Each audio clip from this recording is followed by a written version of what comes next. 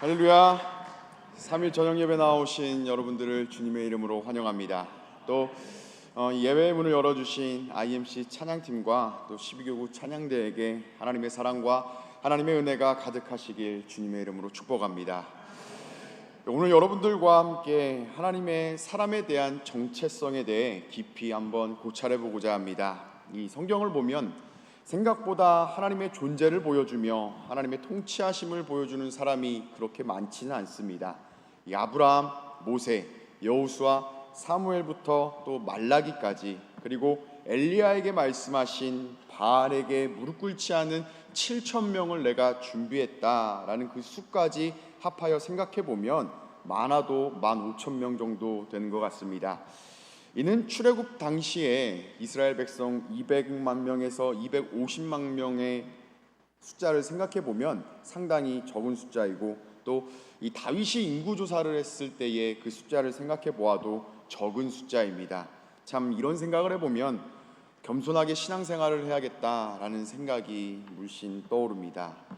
성도, 이 단어를 뜻을 보면 그리스도를 믿는 하나님의 자녀가 되어 속된 세상에서 거룩한 하나님의 공동체의 일원으로 부름받을 자들이다 라고 정의를 내립니다. 또 히브리어로 이 성도의 어원을 보면 카도시로 거룩한 자, 성별된 자라는 의미를 가지고 있습니다. 이 바울은 이 히브리어 단어 카도시를 헬라어로 하기오스라고 바꾸어 이야기하는데, 이것 또한 거룩함을 내포하는 단어입니다. 즉 하나님의 사람이라고 부르는 성도는 이 세상과 구별된 사람으로 살아가는 사람입니다. 이를 바울이 간단하게 표현한 단어가 있습니다. 우리의 시민권은 천국에 있다. 비록 우리가 이 땅에 살아가지만 땅을 바라보는 것이 아니라 하늘을 소망하며 살아가는 사람이다 라고 바울은 이야기합니다. 영원한 것에 가치를 두며 영원한 것을 사모하는 사람, 이 사람이 바로 하나님의 사람이다 라고 이야기합니다. 그렇다면 이 하나님의 사람, 성도의 기본적인 베이스는 무엇입니까? 깔뱅은 이 성도의 기본적 베이스를 이렇게 말합니다. 하나님을 자신의 창조주, 자신의 왕으로 섬기는 사람이 성도이다. 이 하나님을 창조주, 하나님을 왕으로 섬긴다라는 뜻을 곱씹어 보면 하나님께서 모든 것의 주인이 되시고 모든 것을 주관하고 계신다라는 것을 의미합니다. 이 세상의 모든 공간과 시간이 다만 우연의 연속이 아니라 하나님의 섭리에 따라 진행되고 있는 것을 믿는 사람입니다. 그래서 성도는 이 세상에서 하나님의 살아계심을 보여줄 수 있는 유일한 존재입니다. 세상의 질서로 살아가지 아니하고 하나님의 섭리를 선포하는 사람이 성경에서 말하는 성도입니다. 이 구약을 보면 이 하나님의 사람으로 하나님을 섬기는 사람의 기품, 하나님의 사람의 멋을 보여주는 한 사람이 있습니다. 바로 이 엘리야입니다. 엘리야 당시에 이 아합과 이세벨이 이 하나님의 선지자 또 하나님의 성도들을 이리저리 죽이고 다녔습니다. 이들은 왜 하나님의 사람들을 죽였을까요? 여러 이유가 있겠지만 이 학자들의 이유로 팔레스타인의 기근 때문이다라고 이야기를 합니다. 이 당시 아합 통치 때에 이 팔레스타인에 심한 기근이 있었고, 이 이유를 하나님을 섬기는 선지자들 때문에 우리가 믿는 바알과 아세라가 노하여서 이 땅에 기근을 보냈다라고 이야기하며 하나님의 사람들을 죽이기 시작했습니다. 이때 아합이 엘리야를 찾으려고 무난히 노력하게 되고 아합의 왕궁 맡은 자인 오바다가 엘리야를 찾았습니다. 이때 엘리야가 오바다에게 이렇게 이야기합니다. 열왕기상 18장 8절의 말씀입니다. 그가 그에게 대답하되 그러하다 가서 내 주에게 말하기를 엘리야가 여기 있다 하라. 아멘. 이 자신을 죽이려고 하는 아합과 이세벨에게 내가 여기 있다, 너희가 찾는 엘리야 그가 바로 나다라고 말하는 이 엘리야를 묵상하면서 야, 이 사람은 참 제대로다라는 생각을 하게 되었습니다. 그러면서 이 열왕기상 18장의 이야기를 전체적으로 묵상하며 저는 이러한 기도를 드리게 되었습니다. 하나님, 나도 이러한 사람이 되게 하여 주옵소서. 이 세상 권세 앞에 하나님의 사람이 여기 있다라고 소리칠 수 있는 한 사람이 되게 하여 주옵소서. 여러분들 너무 멋있지 않습니까? 이 구약의 대표적인 예로 이 하나님의 사람 엘리야를 들었다면 신약에는 오늘 함께 말씀을 묵상한 바울이 있습니다. 이 바울도 참 멋있는 사람입니다. 이 시간 이 옥에 갇히면서까지도 하나님의 사랑을 전하는 사람, 그 바울에 대하여 이야기를 나누므로 함께 은혜를 나누도록 하겠습니다. 오늘 본문은 이 바울이 예루살렘에 잡혀서 첫 번째 신문을 받는 내용으로 시작됩니다. 이 바울이 예루살렘에 가기 전에 그는 에베소에서 말씀을 전하고 에베소에서 목양을 하고 있었습니다. 그런데 이 성령의 감동으로 말미암아 내가 예루살렘에 가야겠다라고 고백하기 시작했습니다. 그런데 이 에베소에 있는 사람들이 바울아 예루살렘에 내려가지 말아라 라고 하며 바울을 만류하기 시작합니다.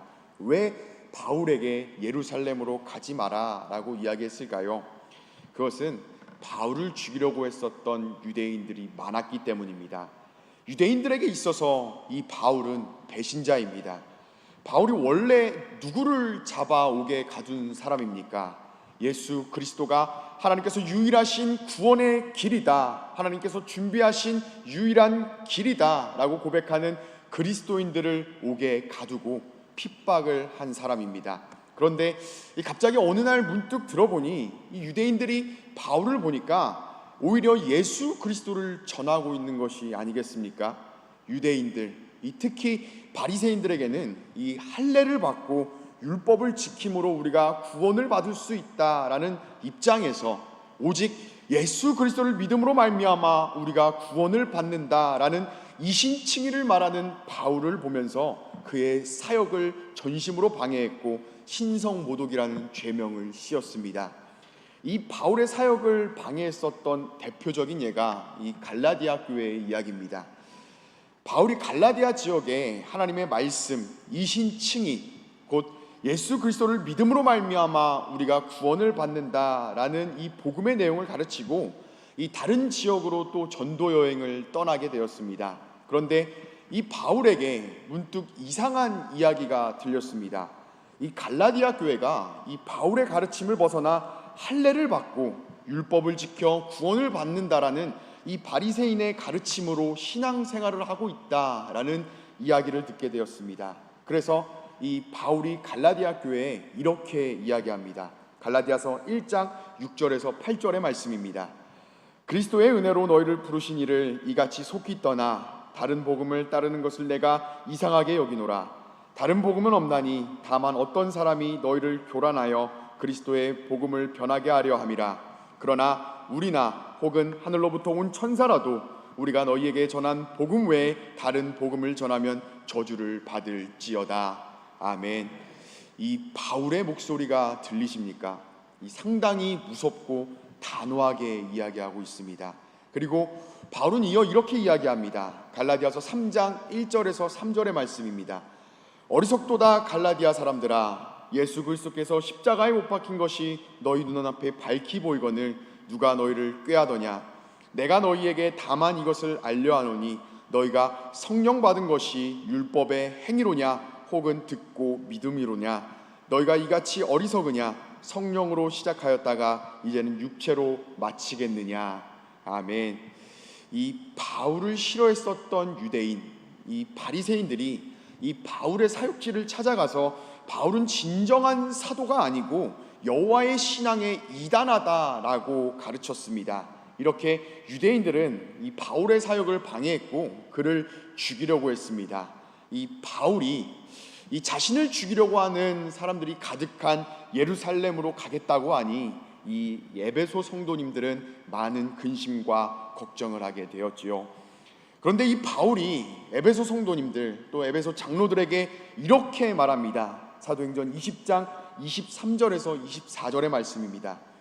오직 성령이 각 성에서 내게 증언하여 결박과 환난이 나를 기다린다 하시나 내가 달려갈 길과 주 예수께 받은 사명 곧 하나님의 은혜의 복음을 증언하는 일을 마치려 하면은 나의 생명조차 조금도 귀한 것으로 여기지 아니하노라.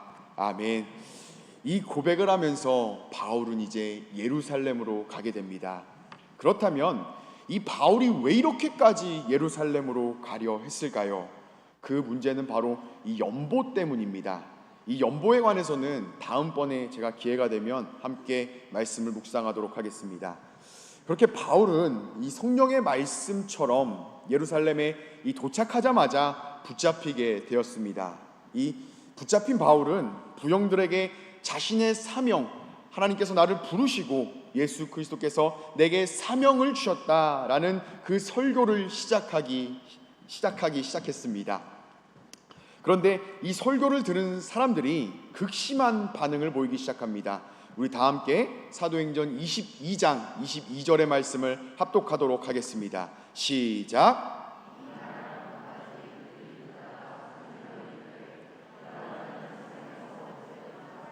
살려둘 자가 아니라 하여. 아멘. 이 사람들이 왜 이렇게 반응을 했을까요? 이 말을 듣는 사람은 바리새인과 유대인들이었습니다. 그 이유는 바울이 이렇게 말했기 때문입니다. 22절 그 윗절인 사도행전 22장 21절에 바울이 이와 같이 말했습니다. 나더러 또 이르시되 떠나가라 내가 너를 멀리 이방인에게로 보내리라 하셨느니라. 아멘. 내가 너를 이방인에게 보내겠다. 이 유대인들의 입장에서 이방인은 절대로 구원의 대상이 아닙니다. 하나님은 우리 이스라엘만의 하나님이다. 오직 우리만이 아브라함의 하나님이고 오직 우리만이 모세의 율법을 가진 사람으로서 오직 우리만이 하나님의 백성이다 라는 이 민족주의가 깊게 뿌리박힌 사람들입니다. 이 민족주의는 이스라엘에게 상당히 심했습니다. 이 오죽했으면 예루살렘 사람들은 이 사마리아 지역이 부정하다고 불경하다고 사마리아 지역을 관통하지 않고 돌아가며 이동을 했습니다. 이 바울의 설교를 들은 사람들이 이렇게 흥분하며 소리를 치자 이 천부장이 바울을 붙잡았고 백부장이 그를 때리기 시작했습니다. 그렇게 바울은 유대인들에게 신문을 받게 됩니다. 그 내용이 오늘 본문에 자세히 기록되어 있지요. 이 오늘 본문을 더욱더 자세히 들어가 보면 이 세 명의 인물, 엄밀히 말하면 세 명의 부류가 나옵니다. 하나는 바울, 다른 하나는 대제사장 아나니아, 마지막 곁에 선 사람들이라고 표현되어 있습니다. 우리는 이 붙잡힌 바울의 첫 번째 항변에 주목해야 됩니다. 우리 다 함께 사도행전 23장 1절의 말씀을 합독하도록 하겠습니다. 시작. 이르되 여러분 형제들아 오늘까지 나는 범사의 양심을 따라 하나님을 섬겼노라 하거늘. 아멘. 나는 범사의 양심에 따라 하나님을 섬겼다. 여러분들의 신앙 양심은 어떠하십니까? 저는 이 바울의 고백을 보면서 제 믿음의 양심에 관해 또한 저의 신앙 양심에 관해 참 많이 생각하게 되었습니다. 나는 내 신앙은 괜찮은가? 이 기도하고 묵상하며 이 신방에서 무너진 영혼들을 다시 세우고 하나님의 영혼을 다시 일으켜 세워야 되는 사명을 받았다고 소리치는 내가 과연 나의 신앙 양심은 깨끗한가? 그냥 이 시간이 흘러가는 대로 대충 살아가고 있진 않은가? 정말 이 근래에 저의 신앙 양심을 두고 제 스스로가 기도를 하고 있습니다. 새벽에 이 시편 119편을 묵상하면서 끊임없이 우리는 힘듦에도 불구하고 기도해야 합니다 라고 제가 설교를 하지만 이 설교만을 위한 성경 묵상을 하는 저의 모습을 보면 참 부끄럽습니다. 그래서 한때는 내 양심이 어디 있나 라고 천천히 생각해 보았습니다. 내 양심이 어디 있나 라고 천천히 생각해 보니 참 제 집 한 채가 있었으면 좋겠다라는 생각에 가득 찼었습니다. 참 내가 집 한 채 있었으면 내가 선교를 가도 이 돌아올 곳이 있었을 텐데 라는 이 물질로 가득 차 있었고, 또 이 내 양심이 어디 있나 라고 스스로를 되돌아보니 나도 이 많은 성도님들의 인정과 사랑을 받고 싶다라는 이 칭찬과 인정받는 욕구가 있었습니다. 이러한 생각과 이러한 마음이 가득하니 이 제 눈엔 사명이 희미해지기 시작했습니다.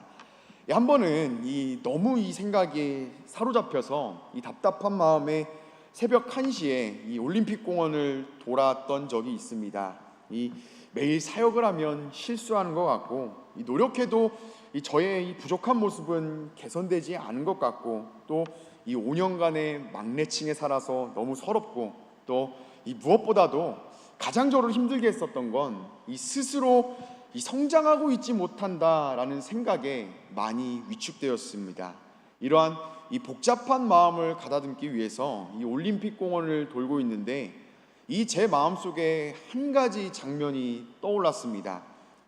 제가 대학원 가기 시작했을 때 할머니께서 저에게 해주신 말씀이 생각났습니다. 대영아, 할머니 윗세대는, 내 윗세대는 목숨을 걸고 신앙을 지켜야 했다. 그리고 나 때는 집에서 쫓겨날 것을 감수하고 또 굶을 각오를 감수하고 신앙을 지켜야 했다. 너는 뭘 감수할 수 있니? 이 생각을 하며 아무것도 감수하기가 무서워하는 제 자신을 되돌아보며 밤 1시에 얼마나 울었는지 모릅니다. 여러분들의 신앙 양심은 괜찮으십니까? 그냥 세상을 살면서 어쩔 수 없는 거야, 삶을 살면 어쩔 수 없이 이렇게 살 수밖에 없는 거야 라고 생각하며 예배의 양심과 신앙의 양심이 무뎌지진 않으셨습니까? 오늘 바울의 고백을 보면 참된 성도의 고백이 나옵니다. 형제들아, 오늘까지 나는 범사의 양심을 따라 하나님을 섬겼다. 아멘. 사랑하는 임마누엘 교회 성도 여러분, 하나님께서 우리에게 허락하신 양심의 소리에 귀를 기울이시어 모든 일에 믿음의 양심을 따라 하나님을 섬기시는 저와 여러분들이 되시길 주님의 이름으로 소망합니다. 이 바울의 고백을 듣고 대제사장 아나니아가 바울의 입을 쳐라 라고 이야기합니다. 이에 바울이 이렇게 이야기합니다. 본문 말씀 3절의 말씀입니다. 바울이 이르되 회칠한다며 하나님이 너를 치시리로다. 내가 나를 율법대로 심판한다고 앉아서 율법을 어기고 나를 치라 하느냐 하니. 아멘. 이 바울의 고백을 듣고 바울의 선포를 듣고 이 말을 들은 주변 사람들이 이 바울을 혼쭐내기 시작합니다. 야, 바울아, 너가 어떻게 하나님의 대제사장을 욕할 수 있느냐라고 이야기합니다. 이에 바울이 이렇게 이야기합니다. 오늘 본문 5절의 말씀입니다. 바울이 이르되 형제들아, 나는 그가 대제사장인 줄 알지 못하였노라. 기록하였으되 너희 백성들이 관리를 비방하지 말라 하였느니라 하더라. 아멘. 바울이 그가 대제사장인지 알지 못하였다. 여러분들, 이 부분이 얼마나 충격적인 부분인지 아십니까? 이 제사장에는 이 제사장에 맞는 옷이 있습니다. 그리고 또 이 대제사장은 특별히 또 대제사장의 옷이 있습니다. 우리는 쉽게 이 강단에서 목회자의 가운을 입은 사람을 보면 저 사람은 목사님이구나 라는 생각을 하게 되고, 또 이 보라색 셔츠나 이 보라색 가운을 입은 분을 보면 저분은 감독님이구나 라는 것을 쉽게 알 수 있습니다. 그런데 이 바리새인 출신인 바울이 이 대제사장의 옷을 입은 사람이 대제사장인지를 알지 못하였다라는 고백은 이건 말이 되지 않습니다. 즉, 바울의 눈에는 그가 대제사장의 옷을 입고 있지만 그에게 바울은 하나님의 거룩한 백성도 아니고 하나님의 사명자도 아니었습니다. 그냥 회칠한 무덤일 뿐이었습니다. 사랑하는 임마누엘 교회 성도 여러분, 만약 여러분들이 아무 말도 하지 못하고 아무런 행동도 하지 못하면, 즉 이 겉모습으로 하나님의 사람임을 증명하지 못한다면 무엇으로 하나님의 사람임을 증명하시겠습니까? 예수 믿는 사람은 확실히 예수 믿는 냄새가 난다라고 많은 믿음의 선진들이 이야기합니다. 무엇을 하고 안 하고를 떠나 그냥 여러분들의 존재만으로 그리스도의 향기를 풍기며 하나님의 사람이 드러나야 할 줄 믿으시길 소망합니다. 바라기는 이 수준까지 이르시는 저와 여러분들이 되시길 소망합니다. 이제 이 유대인들의 신문이 끝나고 바울이 다시 감옥에 수감되었습니다. 이 주님께서 이 홀로 있는 바울에게 다시 찾아오셔서 이렇게 이야기하셨습니다. 우리 다 함께 오늘 본문 말씀 11절의 말씀을 합독하겠습니다. 시작. 그날 밤에 주께서 바울 곁에 서서 이르시되 담대하라, 나의 일을 증언한 것 같이 로마에서도 증언하여라 하리라 하시니라. 아멘. 여러분들, 바울이 감옥에 갇힌 이 상황에서 예수님은 야 바울아, 예루살렘을 넘어 로마까지 가야 되니 힘을 내라 라고 이야기하십니다. 예수님은 바울에게 더 가자라고 이야기합니다. 이 하나님의 거룩한 임마누엘 교회 성도 여러분, 예수님께서 우리에게 더 가자고 이야기하십니다. 쓰러진 무릎을 일으켜 세우고 고개를 들어 우리 더 걸어가자라고 이야기하십니다. 이 주님의 말씀에 더 걸어가시겠습니까? 저는 올해에 따끈따끈한 목사 안수를 받았습니다.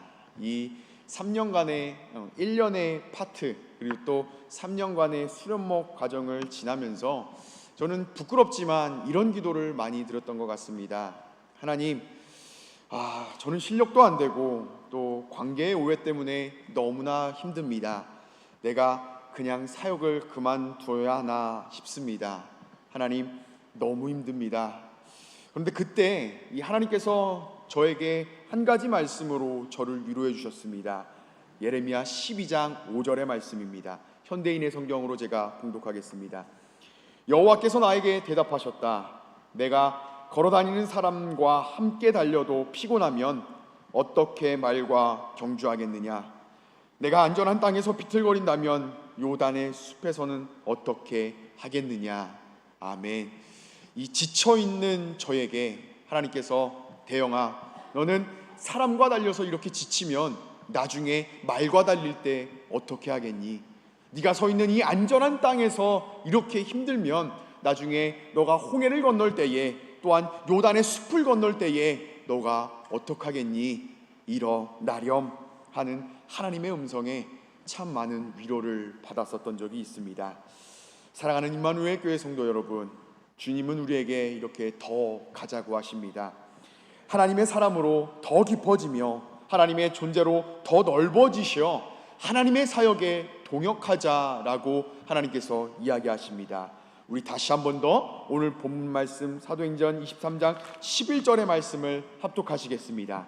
시작. 그날 밤에 주께서 바울 곁에 서서 이르시되 담대하라, 내가 예루살렘에서 나의 일을 증언한 것 같이 로마에서도 증언하여 하리라 하시니라. 아멘. 오늘 말씀을 정리하겠습니다. 오늘 바울의 이야기를 통하여 이 하나님의 사람에 대한 정체성에 대해 이야기를 나누었습니다. 하나님의 사람은 첫 번째로 이 선한 양심을 따라 하나님을 섬기는 사람이고, 두 번째는 하나님의 사람은 이 입은 옷이 중요한 것이 아니라 그 존재가 하나님의 사람이 되어야 됨을 묵상했습니다. 그리고 마지막, 하나님의 사람은 하나님께서 그 사람에게 동역하자라고 하는 사람입니다. 하나님의 거룩한 백성인 임마누엘 교회 성도 여러분, 바라기는 이 하나님의 사람으로서 선한 양심으로 하나님을 섬기며 하나님의 사람으로 기품 있는 존재로서 이 감히 하나님과 함께 동역하시는 임마누엘 교회 성도님들 되시길 소망합니다. 기도하겠습니다. 하나님, 은혜를 감사드립니다. 하나님의 사람으로서 우리가 선한 양심을 따라 하나님을 섬길 수 있는 힘을 주시고, 겉모습에 집중하는 것이 아니라 우리의 존재가 예수 그리스도의 향기를 내뿜는 존재로 거듭나게 하여 주옵소서. 그리고 하나님의 나라를 세우는 일에 최선을 다하여 순종하는 마음을 주사 우리를 통하여 하나님의 나라가 세워지는 은혜를 허락하여 주옵소서. 은혜와 평강의 하나님, 우리 사랑하는 담임 목사님과 링커들이 가는 곳곳마다 하나님의 은혜와 하나님의 샬롬의 평화가 그 케냐 땅에 가득하게 하여 주옵소서. 이번 주 결단인 나와 다른 이에게 공감하겠습니다를 기억하게 하셔서 예수님께서 나인성의 과부의 마음을 공감하고 도와주셨던 것처럼 우리를 만나는 모든 사람에게 예수님의 마음으로 공감하는 한 주가 되게 하여 주옵소서. 이제는 우리 주 예수 그리스도의 은혜와 하나님의 무한하신 사랑과 성령의 감화감동 교통하심이 하나님의 사람으로 살아 하나님의 사역을 감당하기로 결단한 임마누엘 교회 모든 성도님들 머리 가운데에 이제로부터 영원토록 함께하여 주시길 간절히 축원하옵나이다. 아멘.